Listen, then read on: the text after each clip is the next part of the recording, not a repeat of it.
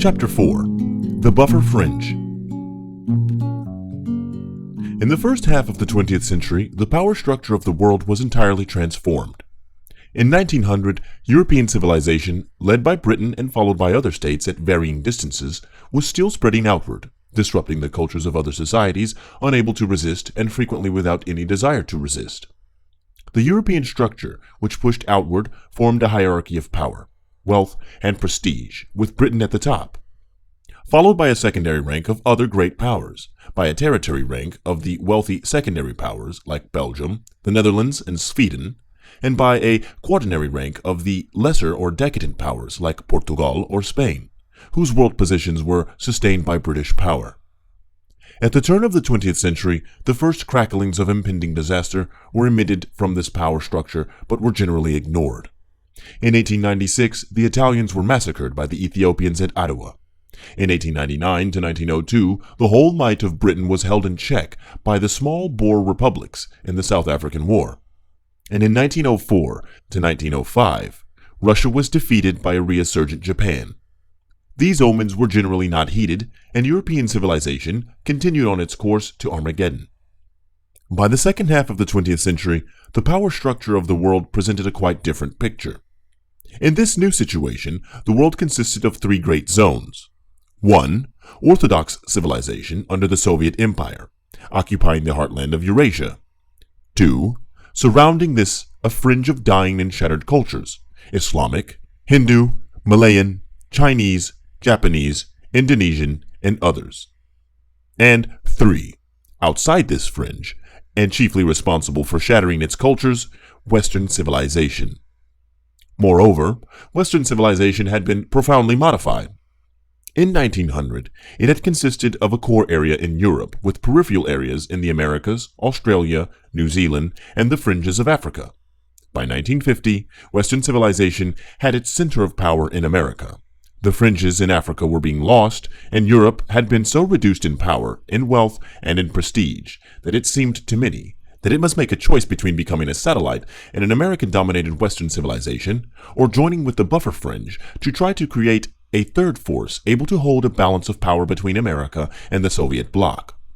This impression was mistaken, and by the late 1950s, Europe was in a position, once again, to play an independent role in world affairs. In previous chapters, we have examined the background of Western civilization and of the Russian Empire to the second decade of the 20th century. In the present chapter, we shall examine the situation in the buffer fringe until about the end of the same decade. At the beginning of the 20th century, the areas which were to become the buffer fringe consisted of 1. The Near East, dominated by the Ottoman Empire, 2. The Middle East, dominated by the British Empire in India, and 3. The Far East, consisting of two old civilizations, China and Japan. On the outskirts of these were the lesser colonial areas of Africa, Malaysia, and Indonesia. At this point, we shall consider the three major areas of the buffer fringe with a brief glance at Africa. The Near East to 1914. For the space of over a century, from shortly after the end of the Napoleonic Wars in 1815 until 1922, the relationships of the great powers were exacerbated by what was known as the Near East question. This problem, which arose from the growing weakness of the Ottoman Empire, was concerned with the question of what would become of the lands of peoples left without government by the retreat of Turkish power. The problem was made more complex by the fact that Turkish power did not withdraw, but rather decayed, right where it was, so that in many areas it continued to exist in law when it had already ceased to function in fact, because of the weakness and corruption of the Sultan's government. The Turks themselves sought to maintain their position, not by remedying their weakness and corruption, by reform, but by playing off one European state against another, and by using cruel and arbitrary actions against any of their subject peoples who dared to become resistive under their rule. The Ottoman Empire reached its peak in the period 1526 to 1533, with the conquest of Hungary and the first siege of Vienna. A second siege, also unsuccessful, came in 1683. From this point, Turkish power declined, and Turkish sovereignty withdrew. But unfortunately, the decline was much more rapid than the withdrawal, with the result that subject peoples were encouraged to revolt and foreign powers were encouraged to intervene, because of the weakness of Turkish power in areas which were still nominally under the Sultan's sovereignty.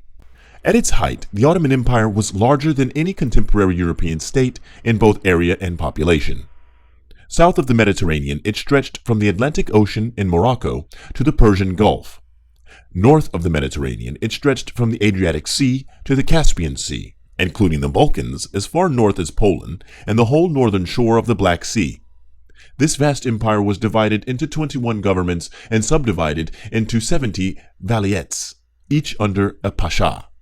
The whole structure was held together as a tribute-gathering military system by the fact that the rulers in all parts were Muslims. The supreme ruler in Constantinople was not only Sultan, and thus the head of the empire, but was also Caliph, and thus defender of the Muslim creed. In most of the empire, the mass of the people were Muslims, like their rulers. But in much of the empire, the masses of the peoples were non-Muslims, being Roman Christians, Orthodox Christians, Jews, or other creeds. Linguistic variations were even more notable than religious distinctions. Only the peoples of Anatolia generally spoke Turkish, while those of North Africa and the Near East spoke various Semitic and Hamitic dialects, of which the most prevalent was Arabic. From Syria to the Caspian Sea, across the base of Anatolia, were several languages, of which the chief were Kurdish and Armenian. The shores of the Aegean Sea, especially the western, were generally Greek-speaking. The northern shore was a confused mixture of Turkish, Greek, and Bulgarian-speaking peoples. The eastern shore of the Adriatic was Greek-speaking up to the 40th parallel, then Albanian for almost 3 degrees of latitude, merging gradually into various South Slav languages like Kraut, Slovene, and, in the interior, Serb. The Dalmatian shore and Istria had many Italian speakers. On the Black Sea shore, Thrace itself was a mixture of Turkish, Greek, and Bulgar from the Bosporus to the 42nd parallel, where there was a solid mass of Bulgarians. The Central Balkans was a confused area, especially in Macedonia, where Turkish, Greek, Albanian, Serb, and Bulgar met and mingled. North of the Bulgarian-speaking groups, and generally separated from them by the Danube, were Romanians. North of the Croatians and Serbs, and generally separated from them by the Drava River, were the Hungarians.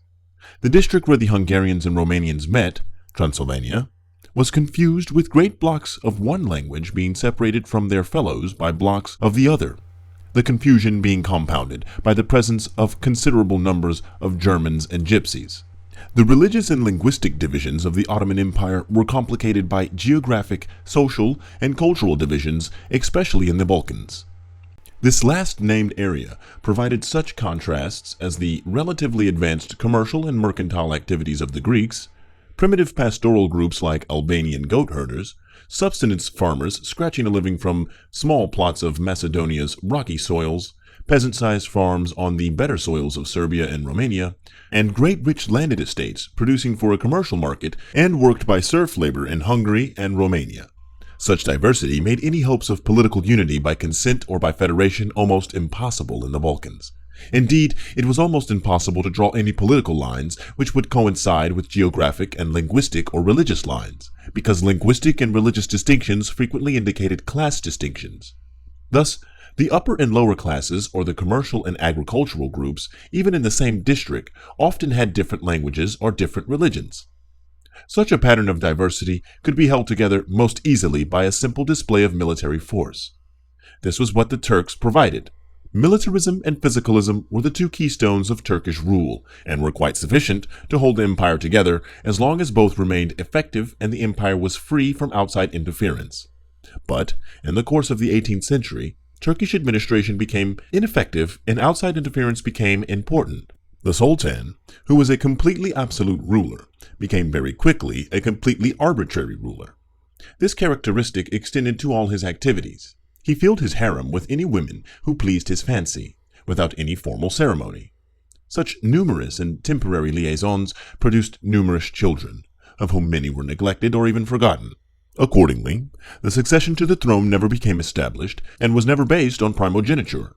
As a consequence, the Sultan came to fear murder from almost any direction. To avoid this, he tended to surround himself with persons who could have no possible chance of succeeding him: women, children, Negroes, eunuchs, and Christians. All the sultans from 1541 onward were born of slave mothers, and only one sultan after this date even bothered to contract a formal marriage. Such a way of life isolated the sultan from his subjects completely. This isolation applied to the process of government as well as to the ruler's personal life. Most of the sultans paid little heed to government, leaving this to their grand viziers and the local pashas. The former had no tenure, being appointed or removed in accordance with the whims of harem intrigue. The pashas tended to become increasingly independent, since they collected local taxes and raised local military forces.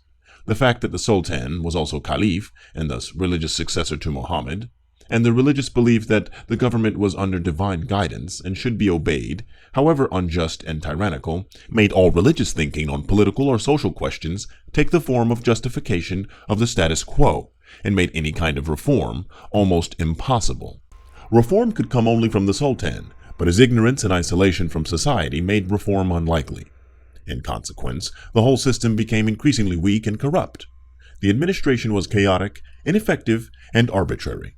Almost nothing could be done without gifts and bribes to officials, and it was not always possible to know what official or series of officials were the correct ones to reward. The chaos and weakness which we have described were in full blossom by the 17th century, and grew worse during the next 200 years. As early as 1699, the Sultan lost Hungary, Transylvania, Croatia, and Slovenia to the Habsburgs, part of the West Balkans to Venice, and the district in the north to Poland. In the course of the 18th century, Russia acquired areas north of the Black Sea, notably the Crimea. During the 19th century, the Near East question became increasingly acute. Russia emerged from the Napoleonic Wars as a great power, able to increase its pressure on Turkey. This pressure resulted from three motivations. Russian imperialism sought to win an outlet to open waters in the south by dominating the Black Sea and by winning access to the Aegean through the acquisition of the Straits and Constantinople. Later, this effort was supplemented by economic and diplomatic pressure on Persia in order to reach the Persian Gulf. At the same time, Russia regarded itself as the protector of the Orthodox Christians in the Ottoman Empire, and as early as 1774 had obtained the Sultan's consent to this protective role. Moreover, as the most powerful Slav state, Russia had ambitions to be regarded as the protector of the Slavs in the Sultan's domains. These Russian ambitions could never have been thwarted by the Sultan alone, but he did not need to stand alone. He generally found support from Britain and increasingly from France. Britain was obsessed with the need to defend India, which was a manpower pool and military staging area, vital to the defense of the whole empire. From 1840 to 1907, it faced the nightmare possibility that Russia might attempt to cross Afghanistan to northwest India, or cross Persia to the Persian Gulf, or penetrate through the Dardanelles and the Aegean onto the British lifeline to India by way of the Mediterranean. The opening of the Suez Canal in 1869 increased the importance of this Mediterranean route to the east in British eyes. It was protected by British forces in Gibraltar, Malta, acquired 1800, Cyprus, 1878, and Egypt, 1882. In general, in spite of English humanitarian sympathy for the peoples subject to the tyranny of the Turks, and in spite of England's regard for the merits of good government, British imperial policy considered that its interests would be safer with a weak, if corrupt, Turkey in the Near East than they would be with any great power in that area, or with the area broken up into small independent states which might fall under the influence of the great powers. The French concern with the Near East was parallel to, but weaker than, that of Britain. They had cultural and trade relations with the Levant, going back, in some cases, to the Crusades. In addition, the French had ancient claims, revived in 1854, to be considered the protectors of Roman Catholics in the Ottoman Empire, and of the holy places in Jerusalem. Three other influences which became increasingly strong in the Near East were the growth of nationalism and the growing interests of Austria after 1866 and of Germany after 1889. The first stirrings of Balkan nationalism can be seen in the revolt of the Serbs in 1804 to 1812. By seizing Bessarabia from Turkey in 1812, Russia won the right for local self-government for the Serbs. Unfortunately, these latter began almost immediately to fight one another, the chief split being between a Russophile group led by Milan Obrovonic and a Serb nationalist group led by Georgi Petrovic, better known as Karagiorgi. The Serb state, formally established in 1830, was bounded by the rivers Dvina, Save, Danube, and Timok. With local autonomy under Turkish suzerainty, it continued to pay tribute to the Sultan and to support garrisons of Turkish troops. The vicious feud between Obrovanic and Karageorgievik continued after Serbia obtained complete independence in 1878. The Obrovanic dynasty ruled in 1817 to 1842 and 1858 to 1903, while the Karageorgievik group ruled in 1842 to 1858 and 1903 to 1945. The intrigues of these two against each other broadened into a constitutional conflict in which the Obrovanic group supported the somewhat less liberal constitution of 1869, while the Karageorgievik group supported the somewhat more liberal constitution of 1889. The former constitution was in effect in 1869 to 1889 and again in 1894 to 1903. While the latter was in effect in 1889 to 1894 and again in 1903 to 1921. In order to win popular support by an appeal to nationalist sentiments, both groups plotted against Turkey and later against Austria-Hungary. A second example of Balkan nationalism appeared in the Greek struggle for independence from the Sultan, 1821 to 1830. After Greeks and Muslims had massacred each other by the thousands, Greek independence was established with a constitutional monarchy under a guarantee of the three great powers. A Bavarian prince was placed on the throne and began to establish a centralized, bureaucratic, constitutional state which was quite unsuited for a country with such unconstitutional traditions, poor transportation and communication, a low level of literacy, and a high level of partisan localism. After 30 turbulent years, 1832 to 1862, Otto of Bavaria was deposed and replaced by a Danish prince and a completely democratic, unicameral government which functioned only slightly better. The Danish dynasty continues to rule, although supplanted by a republic in 1924 to 1935 and by military dictatorships on sundry occasions, notably that of Johannes Metaxas, 1936 to 1941. The first beginnings of Balkan nationalism must not be overemphasized. While the inhabitants of the area have always been unfriendly to outsiders and resentful of burdensome governments, these sentiments deserve to be regarded as provincialism or localism rather than nationalism. Such feelings are prevalent among all primitive peoples and must not be regarded as nationalism unless they are so wide as to embrace loyalty to all peoples of the same language and culture and are organized in such fashion that this loyalty is directed toward the state as the core of nationalist strivings. Understood in this way, nationalism became a very potent factor in the disruption of the Ottoman Empire only after 1878. Closely related to the beginnings of Balkan nationalism were the beginnings of pan-Slavism and the various pan-movements in reaction to this, such as pan-Islamism. These rose to a significant level only at the very end of the 19th century. Simply defined, pan-Slavism was a movement for cultural unity and perhaps, in the long run, political unity among the Slavs. In practice, it came to mean the right of Russia to assume the role of protector of the Slav peoples outside Russia itself. At times it was difficult for some peoples, especially Russia's enemies, to distinguish between pan-Slavism and Russian imperialism. Equally simply defined, pan-Islamism was a movement for unity, or at least cooperation, among all the Muslim peoples, in order to resist the encroachment of the European powers on Muslim territories. In concrete terms, it sought to give the Caliph a religious leadership and perhaps, in some time, a political leadership, such as he had really never previously possessed.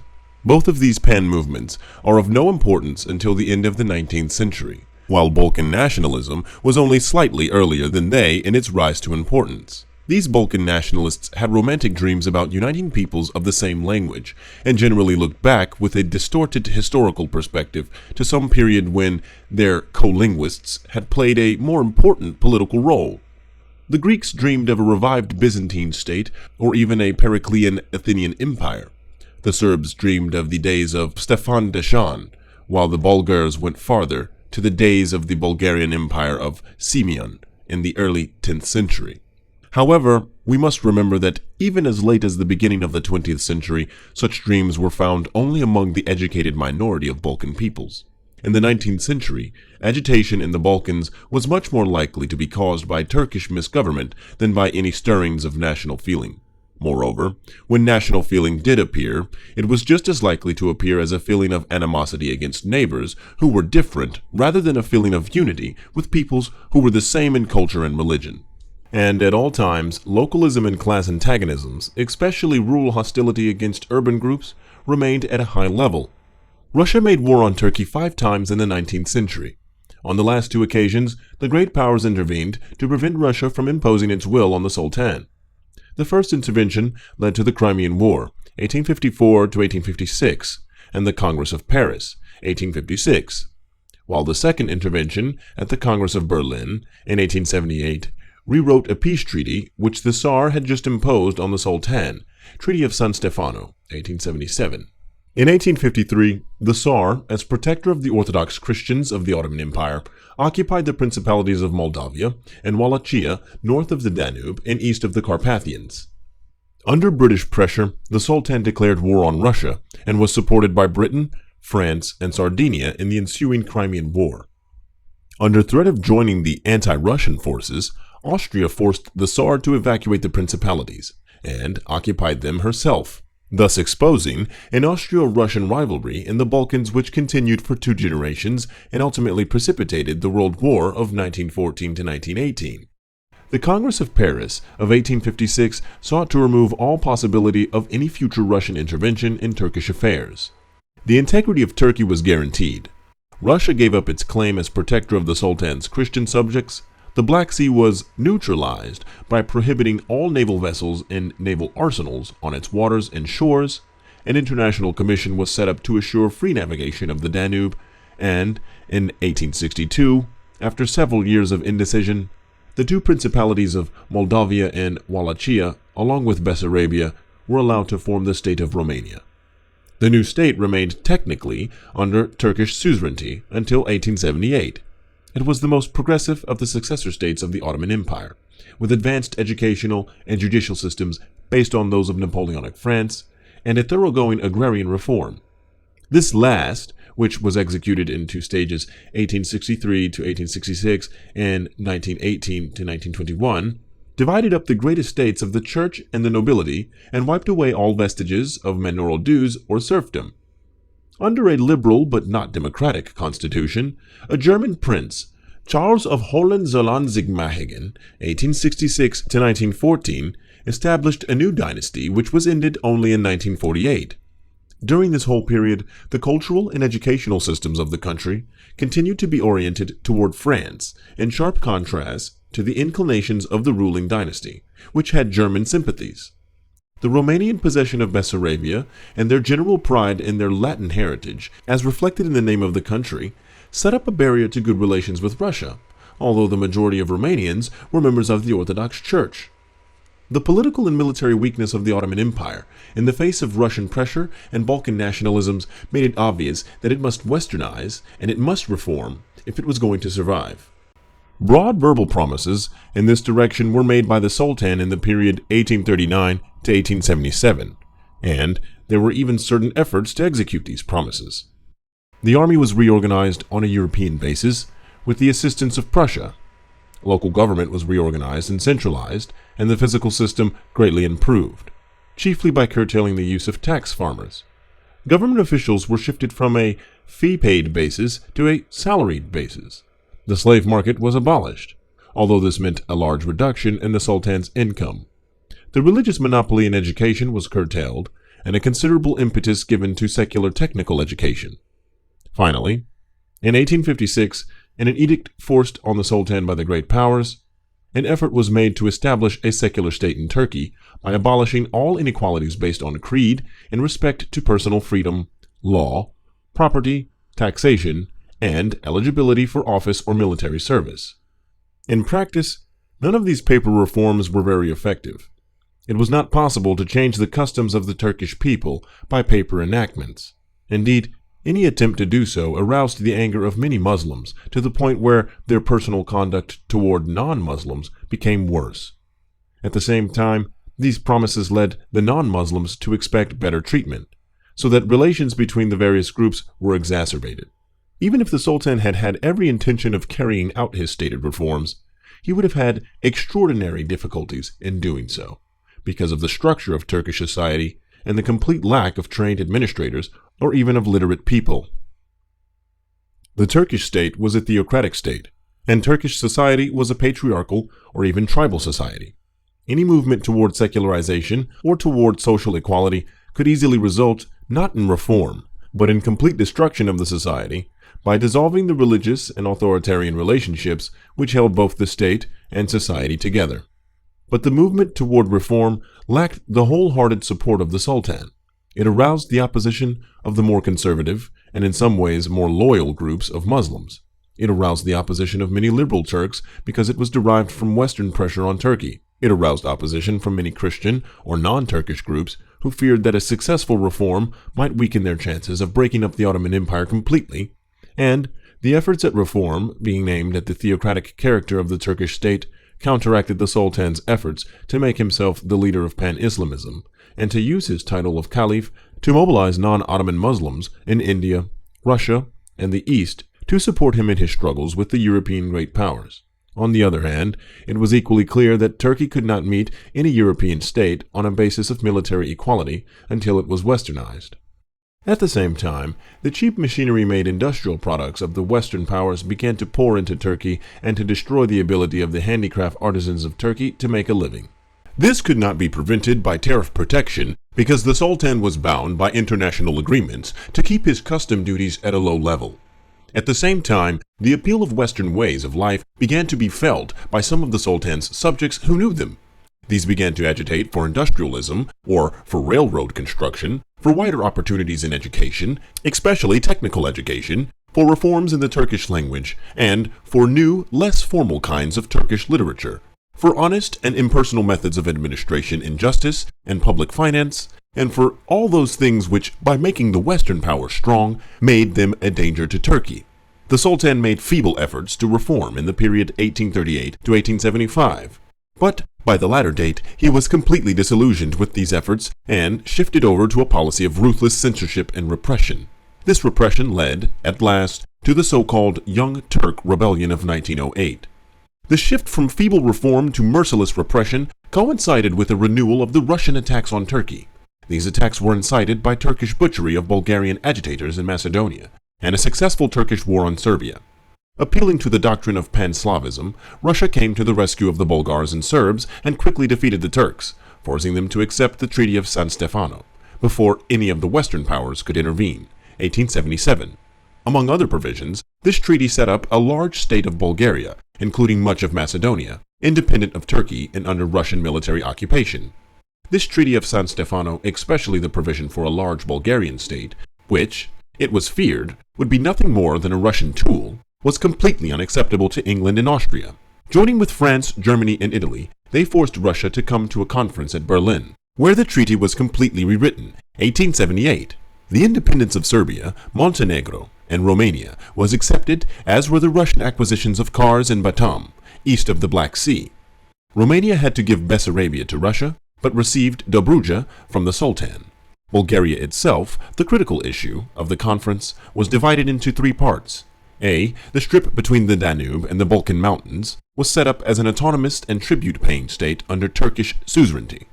B. The portion of Bulgaria south of the mountains was restored to the Sultan as the province of Eastern Rumelia, to be ruled by a Christian governor, approved by the powers, and C. Macedonia, still farther south, was restored to Turkey in return for promises of administrative reforms. Austria was given the right to occupy Bosnia, Herzegovina, and the Sanjak of Novi Pazar, a strip between Serbia and Montenegro. The English, by a separate agreement with Turkey, received the island of Cyprus to hold as long as Russia held Batum and Kars. The other states received nothing, although Greece submitted claims to Crete, Sicily, Epirus, and Macedonia, while France talked about her interests in Tunis, and Italy made no secret of her ambitions in Tripoli and Albania. Only Germany asked for nothing, and received the Sultan's thanks and friendship for its moderation. The Treaty of Berlin of 1878 was a disaster from almost every point of view, because it left every state except Austria with its appetite whetted and its hunger unsatisfied. The Pan-Slavs, the Romanians, the Bulgars, the South Slavs, the Greeks, and the Turks were all disgruntled with the settlement. The agreement turned the Balkans into an open powder keg, from which the spark was kept away only with great difficulty and only for 20 years. It also opened up the prospect of the liquidation of the Turkish possessions in North Africa, thus inciting a rivalry between the great powers, which was a constant danger to the peace in the period 1878 to 1912. The Romanian loss of Bessarabia, the Bulgarian loss of Eastern Rumelia, the South Slav loss of its hope of reaching the Adriatic or even of reaching Montenegro because of the Austrian occupation of Bosnia and Novi Pazar, the Greek failure to get Thessaly or Crete, and the complete discomfiture of the Turks created an atmosphere of general dissatisfaction. In the midst of this, the promise of reforms to Macedonia without any provisions for enforcing this promise called forth hopes and agitations which could neither be satisfied nor quieted. Even Austria, which, on the face of it, had obtained more than she could really have expected, had obtained in Bosnia the instrument which was to lead eventually to the total destruction of the Habsburg Empire. This acquisition had been encouraged by Bismarck as a method of diverting Austrian ambitions southward to the Adriatic and out of Germany. But by placing Austria in this way in the position of being the chief obstacle in the path of the South Slav dreams of unity, Bismarck was also creating the occasion for the destruction of the Hohenzollern Empire. It is clear that European diplomatic history from 1878 to 1919 is little more than a commentary on the mistakes of the Congress of Berlin. To Russia, the events of 1878 were a bitter disappointment. Even the small Bulgarian state which emerged from the settlement gave them little satisfaction. With a constitution dictated by Russia and under a prince, Alexander of Battenberg, who was a nephew of the Tsar, the Bulgarians showed an uncooperative spirit which profoundly distressed the Russians. As a result, when Eastern Rumelia revolted in 1885 and demanded union with Bulgaria, the change was opposed by Russia and encouraged by Austria. Serbia, in its bitterness, went to war with Bulgaria, but was defeated and forced to make peace by Austria. The union of Bulgaria and Eastern Rumelia was accepted on face-saving terms by the Sultan. Russian objections were kept within limits by the power of Austria and England, but were strong enough to force the abdication of Alexander of Battenberg. Prince Ferdinand of Saxe-Coburg-Gotha was elected to succeed Alexander, but was unacceptable to Russia and was recognized by none of the powers until his reconciliation with Russia in 1896. The state was generally in turmoil during this period, plots and assassinations steadily following one another. A Macedonian revolutionary organization known as IMRO, working for independence for their area, adopted an increasingly terrorist policy, killing any Bulgarian or Romanian statesman who did not work wholeheartedly in cooperation with their efforts. Agitated Bulgarians formed insurgent bands which made raids into Macedonia, and insurrection became endemic in the province, bursting out in full force in 1902. By that date, Serb and Greek bands had joined in the confusion. The powers intervened at that point to inaugurate a program of reform in Macedonia under Austro-Russian supervision. The Congress of Berlin began the liquidation of the Turkish position in North Africa. France, which had been occupying Algeria since 1830, established a French protectorate over Tunis as well in 1881. This led to the British occupation of Egypt the following year. Not to be outdone, Italy put in a claim for Tripoli, but could get no more than an exchange of notes, known as the Mediterranean Agreement of 1887, by which England, Italy, Austria, Spain, and Germany promised to maintain the status quo in the Mediterranean, the Adriatic, the Aegean, and the Black Seas unless all parties agreed to changes. The only concrete advantage to Italy in this was a British promise of support in North Africa in return for Italian support of the British position in Egypt. This provided only tenuous satisfaction for the Italian ambitions in Tripoli, but it was reinforced in 1900 by a French-Italian agreement by which Italy gave France a free hand in Morocco in return for a free hand in Tripoli. By 1900, an entirely new factor began to intrude into the Eastern question. Under Bismarck, 1862 to 1890, Germany had avoided all non-European adventures. Under Wilhelm II, 1888 to 1918, any kind of adventure, especially a remote and uncertain one, was welcomed. In the earlier period, Germany had concerned itself with the Near East question only as a member of the European concert of powers, and with a few incidental issues such as the use of German officers to train the Turkish army. After 1889, the situation was different. Economically, the Germans began to invade Anatolia by establishing trading agencies and banking facilities. Politically, Germany sought to strengthen Turkey's international position in every way. This effort was symbolized by the German Kaiser's two visits to the Sultan in 1889 and 1898. On the latter occasion, he solemnly promised his friendship to the Sultan Abdullah Hamid and the 300 million Mohammedans who revered him as Caliph. Most important, perhaps, was the projected Berlin-Baghdad Railway scheme, which completed its main trunk line from the Austro-Hungarian border to Nusaybin in northern Mesopotamia by September 1918. This project was of the greatest economic, strategic, and political importance, not only to the Ottoman Empire and the Near East, but to the whole of Europe. Economically, it tapped a region of great mineral and agricultural resources, including the world's greatest petroleum reserves. These were brought into contact with Constantinople, and beyond that, with Central and Northwestern Europe. Germany, which was industrialized late, had a great unsatisfied demand for food and raw materials, and a great capacity to manufacture industrial products, which could be exported to pay for such food and raw materials. Efforts had been made and continued to be made by Germany to find a solution to this problem by opening trade relations with South America, the Far East, and North America. Banking facilities and merchant marine were being established to encourage such trade relations.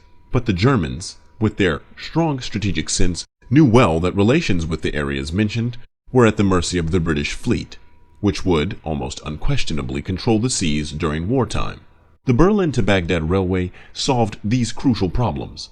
It put the German metallurgical industry in touch with the great metal resources of Anatolia. It put the German textile industry in touch with the supplies of wool, cotton, and hemp from the Balkans, Anatolia, and Mesopotamia. In fact, it brought to almost every branch of German industry the possibility of finding a solution for its critical market and raw material problems. Best of all, these connections, being almost entirely over land, would be within reach of the German army and beyond the reach of the British Navy. For Turkey itself, the railway was equally significant. Strategically, it made it possible, for the first time, for Turkey to mobilize her full power in the Balkans, the Caucasus area, the Persian Gulf, or the Levant. It greatly increased the economic prosperity of the whole country. It could be run, as it was after 1911, on Mesopotamian petroleum. It provided markets and thus incentives for increased production of agricultural and mineral products. It greatly reduced political discontent, public disorder, and banditry in the areas through which it ran. It greatly increased the revenues of the Ottoman treasury in spite of the government's engagement to pay subsidies to the railroad for each mile of track built and for a guaranteed income per mile each year. The great powers showed mild approval of the Baghdad Railway until about 1900. Then, for more than 10 years, Russia, Britain, and France showed violent disapproval and did all they could to obstruct the project. After 1910, this disapproval was largely removed by a series of agreements by which the Ottoman Empire was divided into exclusive spheres of influence. During the period of disapproval, the great powers concerned issued such a barrage of propaganda against the plan that it is necessary, even today, to warn against its influence. They described the Baghdad Railway as the entering wedge of German imperialist aggression, seeking to weaken and destroy the Ottoman Empire and the stakes of the other powers in the area. The evidence shows quite the contrary. Germany was the only great power which wanted the Ottoman Empire to be strong and intact. Britain wanted it to be weak and intact. France generally shared the British point of view, although the French, with a $500,000 investment in the area, wanted Turkey to be prosperous as well. Russia wanted it to be weak and partitioned, a view which was shared by the Italians and to some extent by the Austrians. The Germans were not only favorably inclined toward Turkey, their conduct seems to have been completely fair in regard to the administration of the Baghdad Railway itself. At a time when American and other railways were practicing wholesale discrimination between customers in regard to rates and freight handling, the Germans had the same rates and same treatment for all, including Germans and non-Germans. They worked to make the railroad efficient and profitable, although their income from it was guaranteed by the Turkish government. In consequence, the Turkish payments for the railroad steadily declined, and the government was able to share in its profits to the extent of almost 3 million francs in 1914.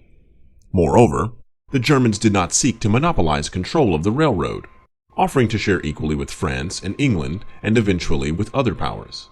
France accepted this offer in 1899, But Britain continued to refuse and placed every obstacle in the path of the project. When the Ottoman government in 1911 sought to raise their customs duties from 11 to 14% in order to finance the continued construction of the railway, Britain prevented this. In order to carry on the project, the Germans sold their railroad interests to the Balkans and gave up the Ottoman building subsidy of $275,000 a kilometer. In striking contrast to this attitude, the Russians forced the Turks to change the original route of the line from northern Anatolia to southern Anatolia by threatening to take immediate measures to collect all the arrears amounting to over 57 million francs due to the Tsar from Turkey under the Treaty of 1878. The Russians regarded the projected railway as a strategic threat to their Armenian frontier. Ultimately, in 1900, they forced the Sultan to promise to grant no concessions to build railways in northern Anatolia or Armenia, except with Russian approval. The French government, in spite of the French investment in Turkey of 2.5 billion francs, refused to allow Baghdad railway securities to be handled on the Paris Stock Exchange. To block the growth of German Catholic missionary activities in the Ottoman Empire, the French persuaded the Pope to issue an encyclical, ordering all missionaries in that empire to communicate with the Vatican through the French consulates. The British opposition became intense only in April 1903. Early in that month, Prime Minister Arthur Balfour and Foreign Secretary Lord Lansdowne made an agreement for joint German, French, and British control of the railroad. Within 3 weeks, this agreement was repudiated by the government because of newspaper protests against it, although it would have reduced the Turks and Germans together to only 14 out of 30 votes on the board of directors of the railway. When the Turkish government in 1910 tried to borrow abroad $30 million, secured by the customs receipts of the country, it was summarily rebuffed in Paris and London, but obtained the sum without hesitation in Berlin. In view of these facts, the growth of German prestige and the decline in favor of the Western powers at the Sultan's court is not surprising, and goes far to explain the Turkish intervention on the side of the Central Powers in the War of 1914 to 1918. The Baghdad Railway played no real role in the outbreak of the War of 1914 because the Germans in the period 1910 to 1914 were able to reduce the Great Powers' objections to the scheme. This was done through a series of agreements which divided Turkey into spheres of foreign influence. In November 1910, a German-Russian agreement at Potsdam gave Russia a free hand in northern Persia, withdrew all Russian opposition to the Baghdad Railway, and pledged both parties to support equal trade opportunities for all, the open door policy, in their respective areas of influence in the Near East.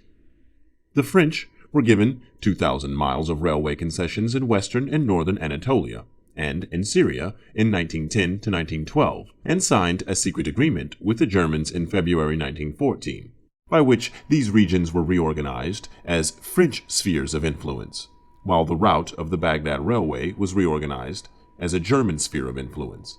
Both powers promised to work to increase the Ottoman tax receipts.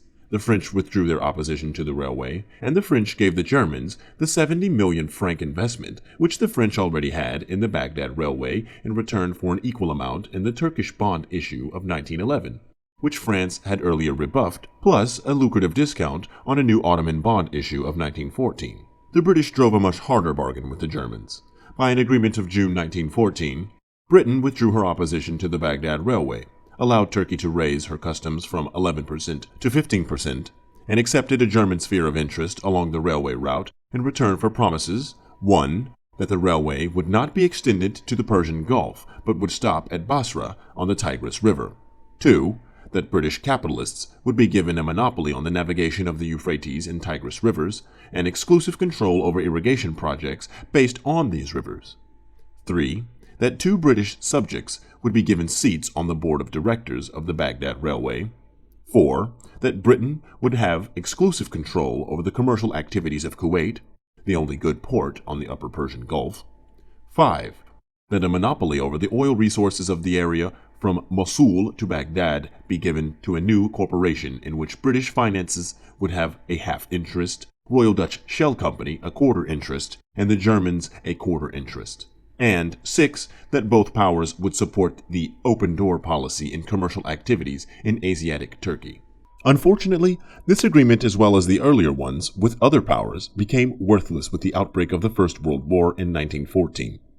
However, it is still important to recognize that the Entente powers forced upon the Germans a settlement, dividing Turkey into spheres of interest in place of the projected German settlement based on international cooperation in the economic reconstruction of the area.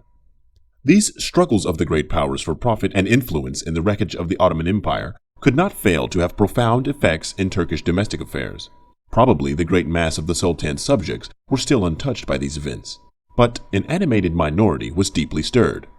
This minority received no encouragement from the despotic Abdullah Hamid II, Sultan from 1876 to 1909. While eager for economic improvements, Abdullah Hamid II was opposed to the spread of the Western ideas of liberalism, constitutionalism, nationalism, or democracy, and did all he could to prevent their propagation by censorship, by restrictions on foreign travel or study abroad by Turks, and by an elaborate system of arbitrary police rule and governmental espionage. As a result, the minority of liberal, nationalistic, or progressive Turks had to organize abroad, as they did at Geneva in 1891 in a group which is generally known as the Young Turks. Their chief difficulty was to reconcile the animosities which existed between the many linguistic groups among the Sultan's subjects. This was done in a series of congresses held in Paris, notably in 1902 and in 1907. At the latter meeting were representatives of the Turks, Armenians, Bulgars, Jews, Arabs, and Albanians. In the meantime, this secret organization had penetrated the Sultan's army, which was seething with discontent. The plotters were so successful that they were able to revolt in July 1908 and forced the Sultan to re-establish the Constitution of 1876.